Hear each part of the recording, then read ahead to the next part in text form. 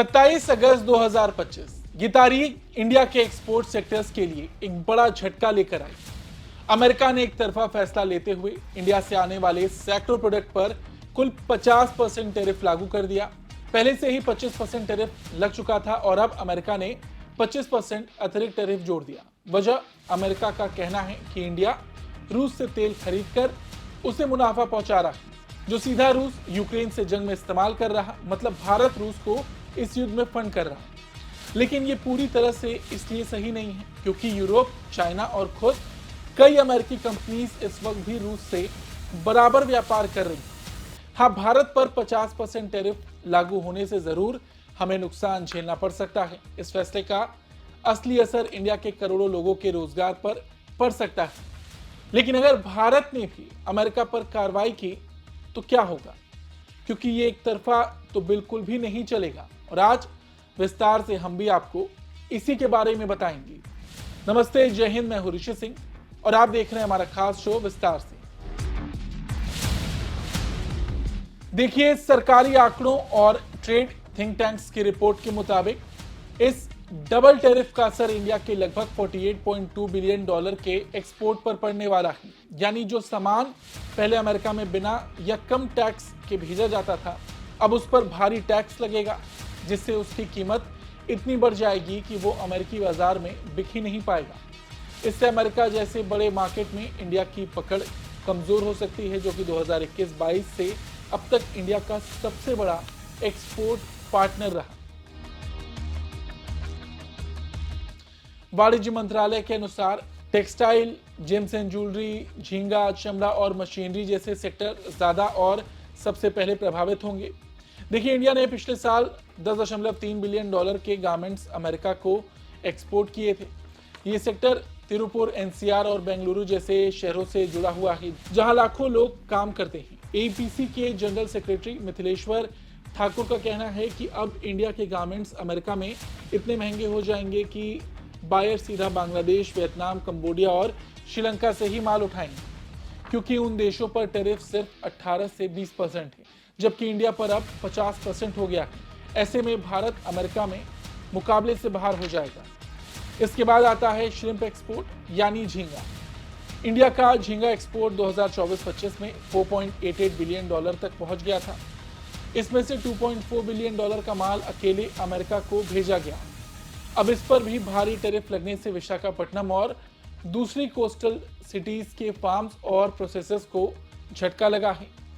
अगर अमेरिका के बायर्स ने ऑर्डर काट दिए तो भारी नुकसान होगा और हजारों लोगों की नौकरियां यहां भी खतरे में आ जाएंगी। जेम्स एंड ज्वेलरी की बात करें तो खासकर डायमंड और गोल्ड ज्वेलरी, इंडिया हर साल अमेरिका को करीब 10 बिलियन डॉलर का ज्वेलरी एक्सपोर्ट करता है। सूरत और मुंबई में लाखों लोग इस सेक्टर में काम करते हैं। अब इस पर भारी टैरिफ की वजह से अमेरिका से नए ऑर्डर्स आना कम हो सकते हैं। पहले ही ग्लोबल डिमांड कम चल रही है, ऊपर से ये टैरिफ वाला झटका सेक्टर को और पीछे धकेल सकता है। इसके अलावा handicraft, carpets, agri food product, machinery, chemicals, leather और ऑटो पार्ट्स जैसे सेक्टर्स भी बुरी तरह प्रभावित हो सकते हैं। अमेरिका को भेजे जाने वाला सामान का लगभग 66% अब या तो टैक्सेबल होगा या उसकी डिमांड गिर सकती है। कुछ प्रोडक्ट जैसे फार्मा, एनर्जी और कुछ इलेक्ट्रॉनिक्स को टैरिफ से छूट मिली है, लेकिन इनकी हिस्सेदारी बहुत छोटी है। अब सवाल आता है कि अमेरिका ने ये सब क्यों किया। असल में बात सिर्फ ट्रेड की नहीं बल्कि जियोपॉलिटिक्स की है। अमेरिका को ये पसंद नहीं आ रहा कि इंडिया रूस से सस्ता तेल खरीद रहा, उसके साथ डिफेंस डील कर रहा। अमेरिका को ऐसा लगता है कि ऐसा करके भारत रूस के पाले में जा रहा है और किसी भी तरीके से अमेरिका इसे रोकना चाहता है। इसके अलावा इंडो पैसिफिक और चीन का मुद्दा भी अमेरिका के लिए बड़ा थ्रेट है।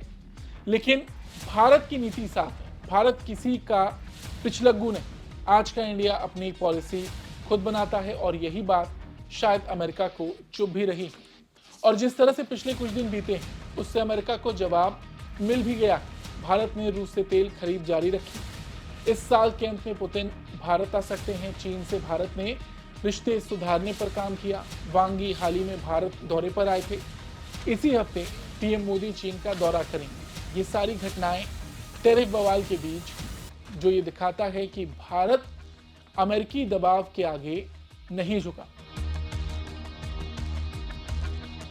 और सोचिए अगर भारत ने बदला लिया तो क्या होगा। मौजूदा समय में देखें तो हर सेक्टर में अमेरिकी कंपनियों की मौजूदगी है। अगर भारत ने बदला लेना शुरू किया तो अमेरिका को भी तगड़ा झटका लगेगा। उदाहरण के तौर पर देखिए अमेजॉन इंडिया, ये अमेरिकी कंपनी ई कॉमर्स सेगमेंट में सबसे बड़ा प्लेयर है। ये कंपनी भारत में 97% पिन कोड तक पहुंचती है, यानी करीब करीब हर घर तक अमेजॉन की पहुंच है। लेकिन इस कंपनी को जो मुनाफा होता है वो अमेरिका तक पहुंचता है। अगर आपने इस कंपनी का विरोध किया तो सीधा असर अमेरिका को होगा। एप्पल आज की तारीख में भारत आईफोन के लिए सबसे बड़ा बाजार है, लेकिन आईफोन को बनाने वाली कंपनी अमेरिका की है। ये कंपनी भारत में बड़े पैमाने पर आईफोन का प्रोडक्शन और बिक्री करती है। अगर इस कंपनी को भारत में दिक्कत हुई तो उसका असर अमेरिका तक दिखेगा। ये कंपनियां भारत में बड़ा कारोबार करके अमेरिकी इकोनॉमी में भी योगदान दे रही हैं। अब बात करें fast moving consumer goods FMCG segment में अमेरिका की कई प्रमुख कंपनियां भारत में सक्रिय हैं। बाजार पर प्रभाव की बात करें तो देश में जंक फूड बाजार $30 बिलियन का है, जिसमें अमेरिकी कंपनियां जैसे पेप्सिको, कोका कोला और मैकडॉनल्ड्स प्रमुख खिलाड़ी हैं। इसके अलावा Google, Microsoft, X, Meta, Johnson and Johnson private limited, Nestle India limited, Kellogg India private limited, जो बच्चों को आप नाश्ता में कॉर्नफ्लेक्स, चोकोस, ओट्स देते हैं, वो अमेरिकी कंपनी केलॉन्ग बनाती है। ब्रेकफास्ट सेगमेंट में इस कंपनी की मजबूत पकड़ है। वहीं पिज्ज़ा, पास्ता, गार्लिक ब्रेड जैसे पॉपुलर फास्ट फूड ये कंपनियां बनाती हैं। आज के दौर में गली गली, चौराहे चौराहे पर डोमिनोज, पिज्ज़ा हट देखने को मिल जाएंगे और इसे अमेरिका चलाता है। अगर भारत में इस पर असर पड़ा तो इससे सीधे दिक्कत अमेरिका को होगी। नाइकी को देख लीजिए, भारत में खेल और कैजुअल कपड़े, जूते और फिटनेस एसेसरीज में पॉपुलर ब्रांड है। युवाओं में इस ब्रांड का क्रेज है, लेकिन ये भी अमेरिकी कंपनी है। लेवाइस स्ट्रॉस की बात करें तो इस कंपनी की जीन्स, जैकेट, टी शर्ट काफ़ी मशहूर हैं। लेवाइस भारत में डेनिम और कैजुअल कपड़ों में लोकप्रिय है। भारत में इस कंपनी का बड़ा कारोबार है, लेकिन ये कंपनी अमेरिकी है।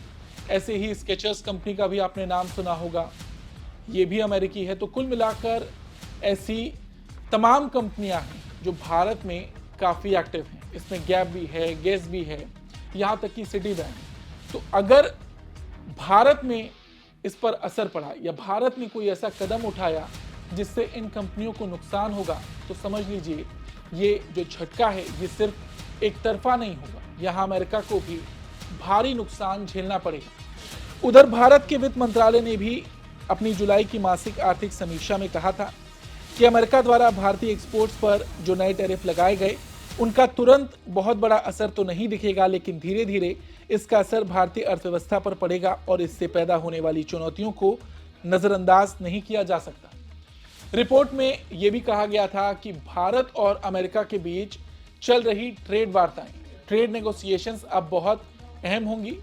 यानी आगे क्या होगा ये काफी हद तक इस पर निर्भर करेगा कि दोनों देश आपसी बातचीत से इस समस्या को कैसे हल कर सकते हैं।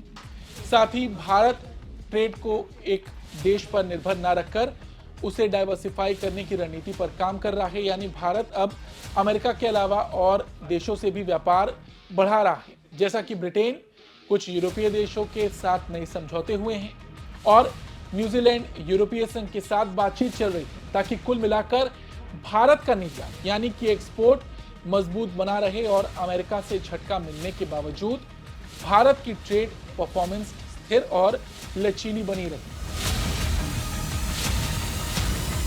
अच्छा, बड़ी बात यह है कि भारत अब नए देशों को विकल्प के तौर पर देख रहा है। जैसा कि वाणिज्य मंत्रालय ने कहा, सरकार का प्लान है कि UK, Japan, south Korea, European Nations, ASEAN countries, Africa और लैटिन अमेरिका में इंडिया अपने प्रोडक्ट्स की पकड़ मजबूत करे।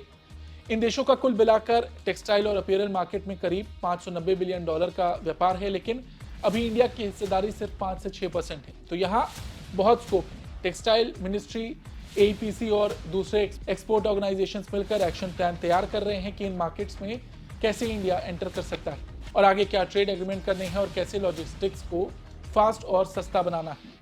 लेकिन सिर्फ नए मार्केट तलाशने से काम नहीं चलेगा। इंडिया को अपने प्रोडक्ट्स की क्वालिटी, डिलीवरी टाइम और प्राइसिंग को भी इंटरनेशनल लेवल पर और मजबूत करना होगा। तभी हम न सिर्फ अमेरिका के झटके से उभर पाएंगे, बल्कि आगे चलकर वर्ल्ड मार्केट में एक मजबूत पोजीशन बना सकेंगे। कुल मिलाकर ये वक्त मुश्किल जरूर है, लेकिन इससे अपॉर्चुनिटी इन क्राइसिस की तरह देखा जा रहा है। भारत सरकार अब make in India, PLI scheme और आत्मनिर्भर भारत जैसे प्रोग्राम्स को और तेजी से आगे बढ़ा रही है। प्लान ये है कि इंडिया सिर्फ रॉ मटेरियल एक्सपोर्ट करने वाला देश ना रहे, बल्कि हाई वैल्यू फिनिश्ड प्रोडक्ट का बड़ा एक्सपोर्टर बने। आने वाले महीनों में ये साफ हो जाएगा कि इंडिया सिर्फ एक उभरती हुई अर्थव्यवस्था नहीं है, बल्कि एक स्थिर, आत्मनिर्भर और रणनीतिक रूप से मजबूत देश। और ये टैरिफ चाहे जितने भी हों, इंडिया को उसके रास्ते से हटा नहीं सकते। फिलहाल आज इस खबर में इतना ही। आपको ये खबर कैसी लगी कमेंट करके जरूर बताएं। धन्यवाद।